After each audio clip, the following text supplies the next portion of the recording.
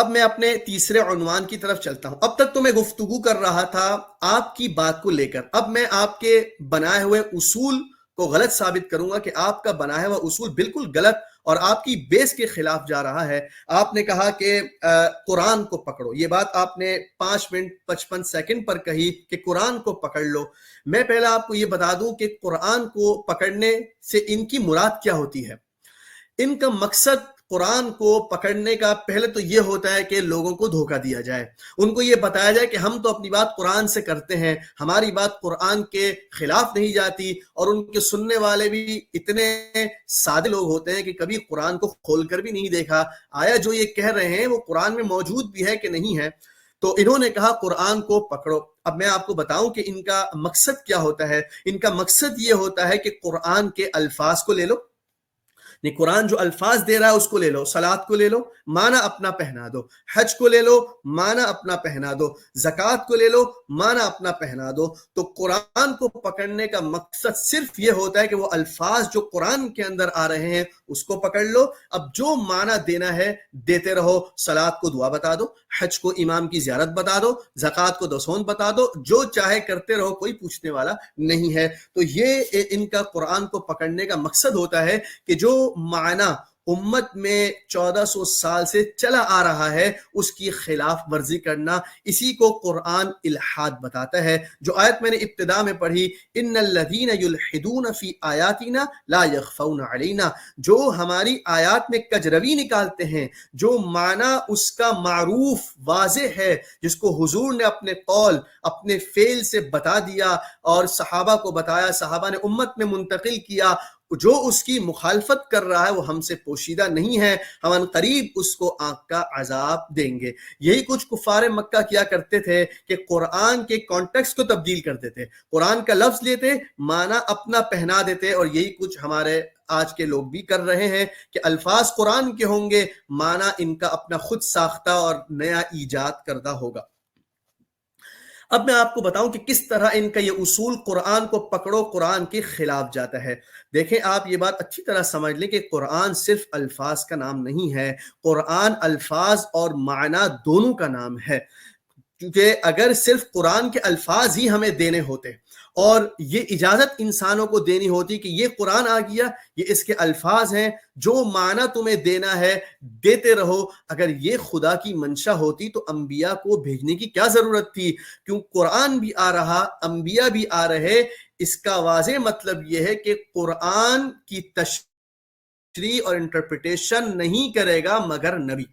اور یہ میں اپنی طرف سے نہیں کہہ رہا، آپ کی بیس میں یہ موجود ہے۔ سورۃ النحل کے اندر اللہ تعالیٰ بتاتے ہیں وَأَنزَلْنَا إِلَيْكَ الذِّكْرَ لِتُبَيِّنَ لِلنَّاسِ مَا نُزِّلَ إِلَيْهِمْ، کہ ہم نے آپ کی طرف جو یہ قرآن بھیجا ہے تو اس لیے تاکہ آپ لوگوں کو واضح کر کے بتائیں کہ ان کی طرف کیا بھیجا گیا ہے، یعنی یہ قرآن آ گیا، اب یہ آپ کا کام ہے اے نبی کہ جو قرآن کے اندر خدا کی منشا ہے، خدا کا مقصد ہے، وہ آپ لوگوں کو واضح کر کے بتائیں تاکہ لوگ قرآن کی آیات کا مذاق نہ بنا دیں، اس میں الحاد اور کجروی پیدا نہ کر دیں، اپنے مطلب کا اور اپنی خواہشات کا معنی اس کو نہ دینے لگ جائیں۔ اسی طرح قرآن سورہ آل عمران میں کہتا ہے لَقَدْ مَنَّ اللَّهُ عَلَى الْمُؤْمِنِينَ إِذْ بَعَثَ فِيهِمْ رَسُولًا مِّنْ أَنفُسِهِمْ يَتْلُو عَلَيْهِمْ آيَاتِهِ وَيُزَكِّيهِمْ وَيُعَلِّمُهُمُ الْكِتَابَ وَالْحِكْمَةَ، کہ ہم نے ایمان والوں پر بہت بڑا احسان کیا کہ ان کے درمیان ایک رسول بھیجا۔ انہوں نے کہا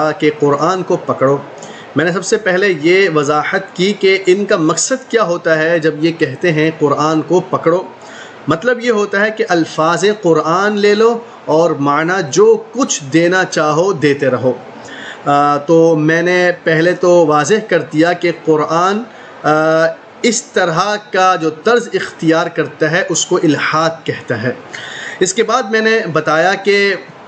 اگر قرآن کے صرف الفاظ ہی دینا خدا کا مقصد تھا تو نبی کو بھیجنے کی کوئی ضرورت نہیں تھی۔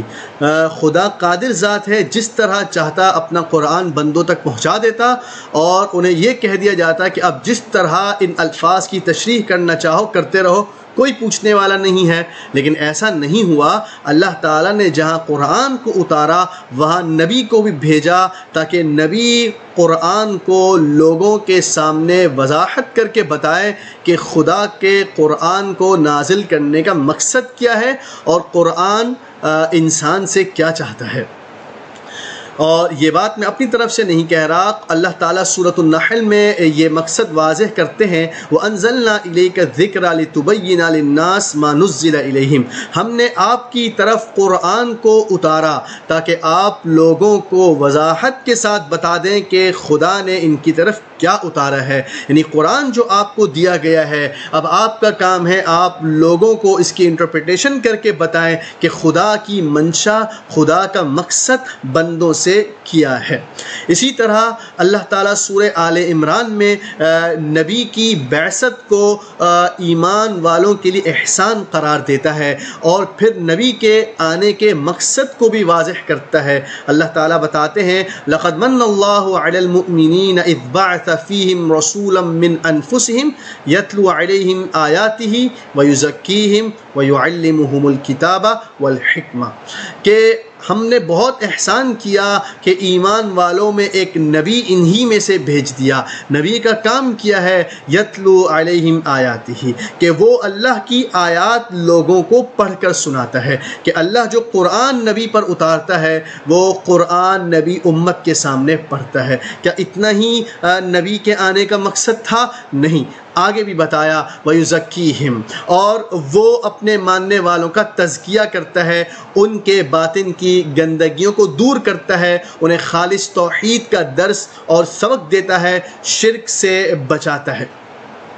اس کے بعد اللہ تعالیٰ نے بتایا وَيُعَلِّمُهُمُ الْكِتَابَ وَالْحِكْمَةَ، اور لوگوں کو کتاب اور سنت کی تعلیم بھی دیتا ہے۔ تو تلاوت آیات ایک الگ چیز ہے اور ان آیات کی تعلیم الگ چیز ہے۔ اگر صرف تلاوت آیات ہی نبی کا مقصد تھا آنے کا، پھر تو آپ جو چاہتے لیتے رہتے، صلات کو دعا کر دیتے، حج کو زیارت کر دیتے، کوئی پوچھنے والا نہیں ہوتا۔ لیکن اسی پر بس نہیں کیا گیا، بلکہ بتایا کہ نبی کے آنے کا ایک مقصد اس کتاب کی تعلیم بھی ہے، کہ نبی بتائے گا کون سے لفظ سے کیا مراد ہے۔ اور الحمدللہ حضور صلی اللہ علیہ وسلم نے اپنی پوری زندگی، اپنے ہر قول، اپنی ہر بات، اپنے ہر فعل سے قرآن کی تشریح اور انٹرپریٹیشن کر کے امت کو بتا دیا کہ خدا کی منشا، خدا کا مقصد کیا ہے، صلات سے کیا مراد ہے، اپنے قول فعل سے بتایا۔ اقامت صلات کسے کہتے ہیں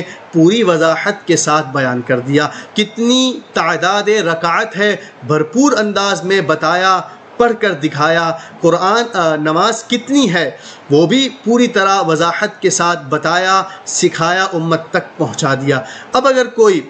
1450 سال سے جو معنی صلات کا چلا آ رہا ہے اس میں تبدیلی کر کے اٹھ کر کہے کہ صلات سے اجی وہ مراد نہیں ہے جو اب تک لیا جا رہا تھا، بلکہ صلات سے تو ہماری دعا مراد ہے، تو ان کو قرآن اور احادیث کو کھول کر دیکھ لینا چاہیے کہ صلات سے امت اور حضور صلی اللہ علیہ وسلم نے امت کو کیا تعلیم دی تھی۔